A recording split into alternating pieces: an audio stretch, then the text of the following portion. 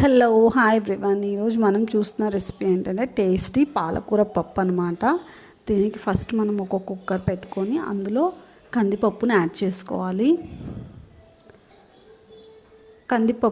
చేసుకోవాలి. నెక్స్ట్ అలాగే ఎర్ర కందిపప్పును కూడా యాడ్ చేసుకోవాలి. ఫర్ సపోజ్ 3 కప్స్ ఇది తీసుకుంటే 1 కప్ అదనమాట. 3/4 ఇదైతే 1/4 అది తీసుకోవాలి. మసూర్ దాల్ అంటారు కదా, అది రెండు కలిపి మనం పప్పు చేసుకుంటే చాలా టేస్టీగా ఉంటుంది. సో ఇది యాడ్ చేసుకొని కొంచెం ఒక 2 to 3 టైమ్స్ మంచిగా వాష్ చేసుకోవాలి. అండ్ అలాగే నెక్స్ట్ పాలకూరని కట్ చేసి అది కూడా వాష్ చేసుకొని ఈ కుక్కర్లో యాడ్ చేసుకోవాలన్నమాట పప్పుతో పాటు. అండ్ అలాగే అన్ని ఇంగ్రీడియంట్స్ ఇందులోనే మనం యాడ్ చేసుకోవాలి. ఉల్లిపాయలు కట్ చేసుకొని యాడ్ చేసుకోవాలి. అండ్ అలాగే టమాటో, పచ్చిమిరపకాయలు కూడా యాడ్ చేసుకోవాలి. ఇది పాలకూర పప్పు కాబట్టి టొమాటో మనం ఎక్కువ యాడ్ చేయకూడదు. జస్ట్ 1 చిన్న టొమాటో కొంచెం టేస్ట్ కోసం చిన్నది యాడ్ చేసుకుంటున్నాను. కావాలనుకుంటే మీరు స్కిప్ చేసుకోవచ్చు కూడా. ఉల్లిపాయ, టమాటా అండ్ అలాగే పచ్చిమిరపకాయలు యాడ్ చేసి నెక్స్ట్ అలాగే కొంచెం పసుపు అండ్ అలాగే కారం టేస్ట్కి తగ్గట్టు కారం యాడ్ చేసుకోవాలి. మనం ఎలాగో పచ్చిమిరపకాయలు యాడ్ చేసుకుంటున్నాం కాబట్టి కొంచెం చూసుకొని యాడ్ చేసుకోవాలన్నమాట.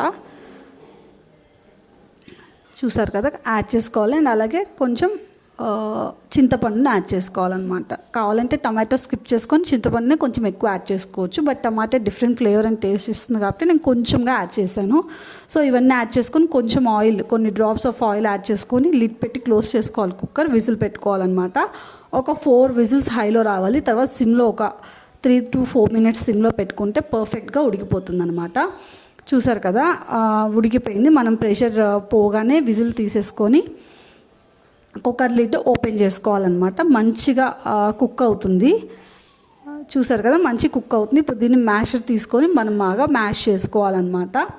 బాగా ఉడికిందా లేదా, ఫర్ సపోజ్ ఏదైనా ఉడకలేదు అని అనిపిస్తే ఇంకొక 2 విజిల్స్ రానివ్వచ్చు అనమాట. ఈ టైంలోనే పర్ఫెక్ట్గా ఉడికిపోయింది. సో మనకి కన్సిస్టెన్సీ చూసుకొని కొంచెం వాటర్ కావాలంటే కొంచెం వాటర్ యాడ్ చేసుకొని స్టవ్ ఆన్ చేసుకోవాలి. ఆన్ చేసుకొని సాల్ట్ టేస్ట్కి తగ్గట్టు మ్యాష్ చేసుకున్న తర్వాత సాల్ట్ యాడ్ చేసుకొని బాగా మిక్స్ చేసుకోవాలన్నమాట.